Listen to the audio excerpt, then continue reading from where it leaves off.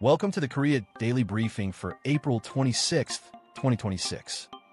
Let's get into the top stories making headlines today. Starting with politics, President Lee Jae-myung has returned to Seoul after a high-stakes two-nation tour to India and Vietnam. The trip wrapped Friday with 12 memorandums of understanding signed in Hanoi covering energy, transportation, and artificial intelligence.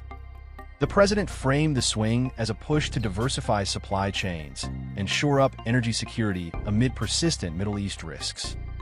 Turning to the economy, a new analysis warns that Samsung and SK hynix face mounting risks even as the AI chip boom delivers record profits.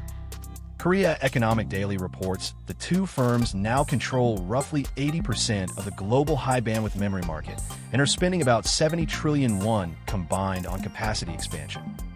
But analysts caution that China's YMTC is closing the gap fast in NAND, and overconcentration in memory leaves Korea exposed if the AI cycle turns. In entertainment news, TVN's new office romantic comedy Filing for Love debuted this weekend with a strong reception from K-drama fans. Meanwhile, Netflix continues its hot streak with On Hyo-seop's Sold Out on You, and Yumi Cell Season 3 is keeping Kim Go-eun fans glued to their screens. April has become one of the most stacked K-drama months on record, with at least 10 major new series competing for viewers. Turning to sports, the Cheongju KB Stars captured their third straight women's professional basketball title with a dominant 80-65 win over Yongin Samsung Life. The victory completed a perfect three-game sweep of the championship finals, with star guard Kang Lee-sul exploding for 28 points in the clincher.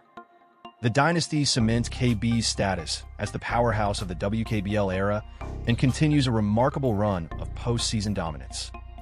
And finally, North Korea Freedom Week 2026 kicks off today in Washington for its 23rd annual run.